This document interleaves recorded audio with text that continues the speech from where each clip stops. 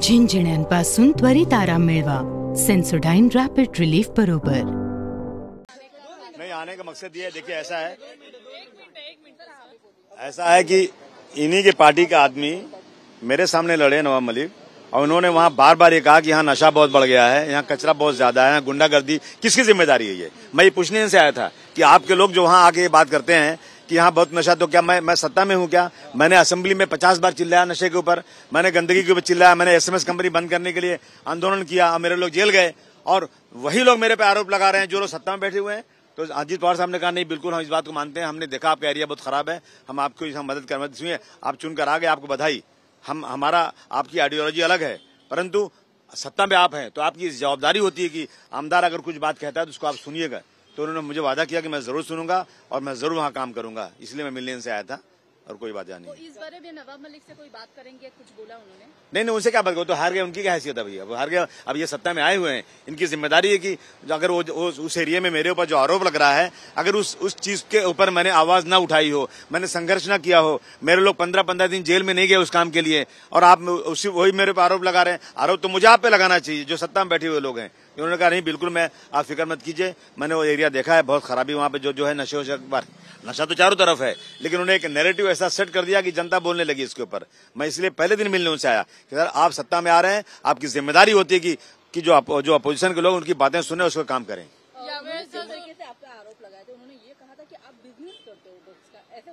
बताइए, शर्म नहीं आती बोलने के लिए उनको? मैं बिजनेस करूंगा अभी तक का? बेशर्म लोग हैं. उनका दामाद पकड़ा गया उसमें और उसको छुड़ाने की कोशिश किया. अगर किसी के परिवार का कोई आदमी गलत काम करता है तो उसको खाना पानी बंद कर दो, उसको निकाल दो घर से, उसकी बात मत सुनो. ये तो मदद कर रहे थे उसको. तो ये ऐसी बात करना बिजनेस. आप कोई प्रूव कर दे तो मैं मुझे फांसी के फंदे पे चढ़ा दो अगर कोई कह दे मैं ये सब काम करता हूँ तो.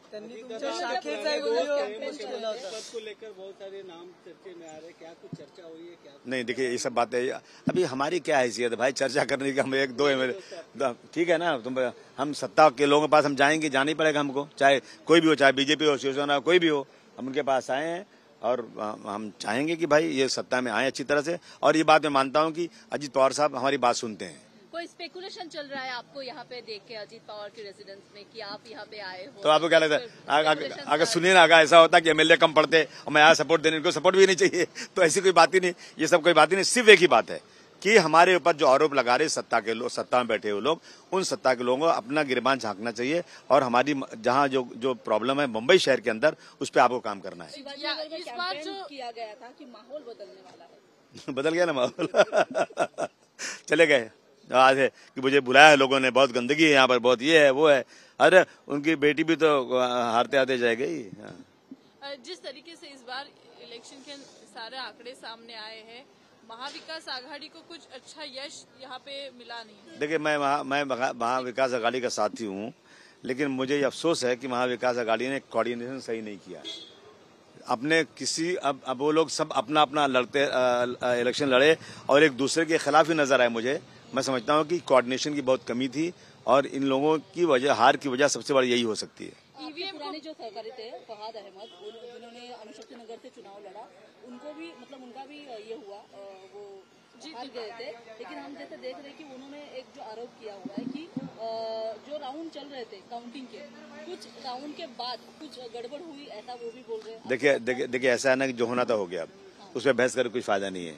हार गए तो हार गए, खत्म बात. जो जीता वो सिकंदर. आप बोल रहे हैं कोऑर्डिनेशन का ये था, वहाँ पे लैकिंग था. अरे मैं महाविकास आघाड़ी का कोई टैंपरिंग का, देखिए मैं महाविकास आघाड़ी का होने के बाद भी मैं कह रहा हूँ ना कि मैं उनके साथ हूँ, लेकिन उन लोगों ने मुझे एक बार बुलाया भी नहीं बात करने के लिए. अब EVM की जो बात है वो सारे लोग कह रहे हैं, तो मेरा कहना है कि हटा दो ना एक बार. अगर डाउट है तो आपको तो जनाधार मिल रहा है, चुन के आ रहे हैं, तो अगर आपको दिखाना है कि नहीं आपका जनाधार से चुन के आ रहे हैं, तो एक बार EVM को हटा के देख लो ना क्या होता है.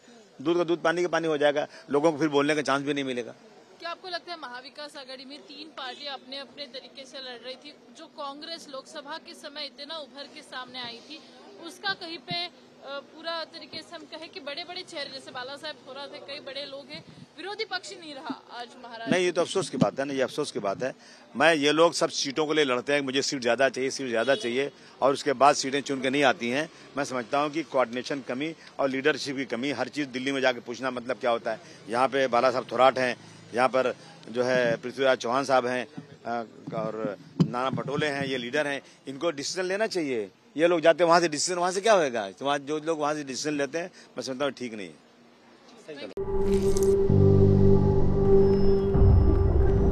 झिंझिण्यांपासून त्वरित आराम मिळवा सेन्सोडाइन रॅपिड रिलीफ बरोबर।